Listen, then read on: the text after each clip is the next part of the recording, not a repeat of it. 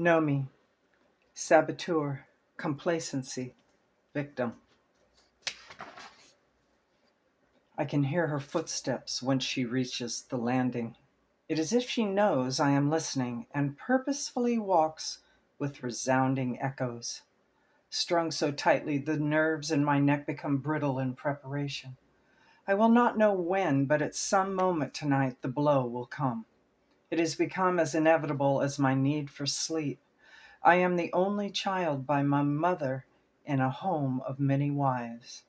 My father has grandiose desires and plans for his future. One is to reproduce in his likeness. His quest for the perfect son has not yet been met. Mother was once a beautiful woman, but years of disappointment has not been kind to the look of her. One glance at me and those dreams come crashing down around her. I can no longer watch her agony and have learned to keep my eyes averted. That is why I never see her slap coming. It can be so unexpected in the circumstance before me that I know I can do nothing to stop this nightmare. Her slaps have turned into more of a blow, and that is why I now live in constant pain.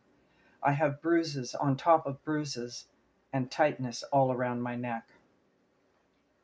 I look up as she enters and see eyes brightly gleaming. She looks me in the eye for the first time in months. With pleasure, she tells me that I have caught the attention of a local official with great wealth and influence. An alliance will benefit the family, and father is pleased. An arrangement has been made. I am to become a wife at 13, still 4 months until the celebration of my next birth date. I have only had my monthly 6 times now and have not developed early. I look in the mirror and cannot imagine why a man would want such a thin girl for a wife. It is an hour before my wedding, and I have been bathed, groomed, and dressed in preparation.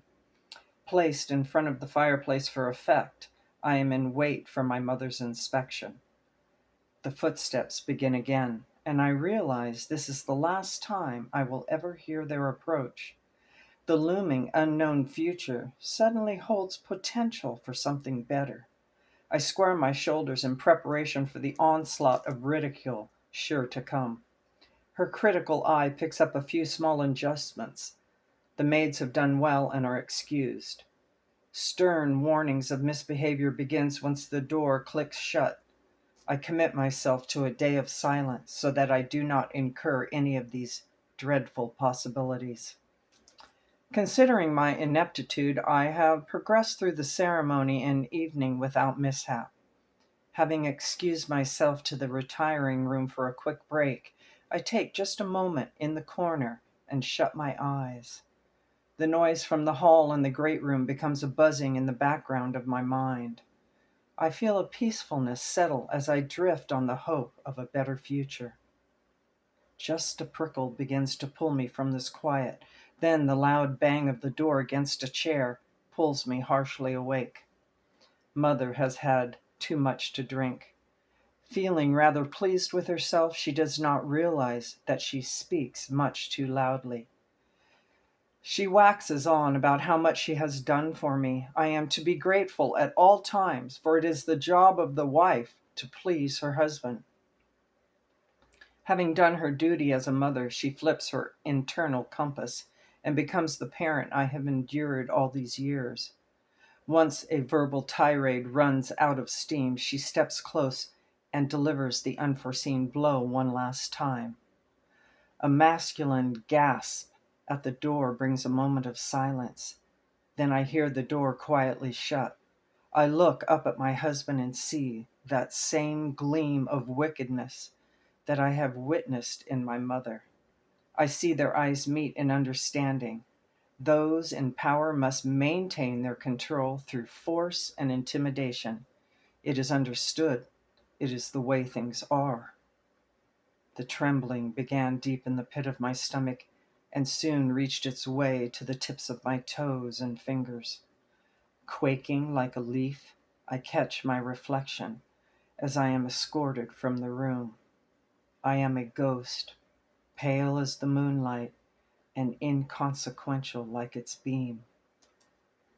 I had no understanding of what was to happen in the marital bed, and so the destruction to my body was a painful surprise. Then I had discovered from the maid the next morning that my husband would visit every night and until I carried his child. I wept beneath the waters of my bath. I do everything he asks, but never seem to please him. When he leaves me, he is frustrated and angry, and the blows to my head are now being delivered by my husband. Some days it takes the whole day before I can walk, and I found only a few nights of freedom in the first 3 months. It is the day before my 14th birthday when the news reaches me. I am pregnant. I became a goddess to my husband. He was so pleased, he smiled once. I was isolated in luxury, being pampered with the very best. When my stomach showed the signs of fullness, he quit hitting me so often, and now it is only when his day is especially taxing and I am sitting. There was to be no threat to his child. Being so well fed, my child grew quickly. The concern on the faces of every doctor or nurse caused my heart to skip a beat. I was too small, too young to be carrying such a large man's child. Fear gripped them as their responsibility weighed heavy. How could they save the child? As my time drew near, I became friends with one of the maids. She is older and has given me great comfort. We talked about many important things. I really do not mind the idea of dying. Everyone seems to think it is awful when someone dies. They are afraid to die. I am not. I hope that my child does not live, for he or she would have a dreadful father to contend with, especially a girl.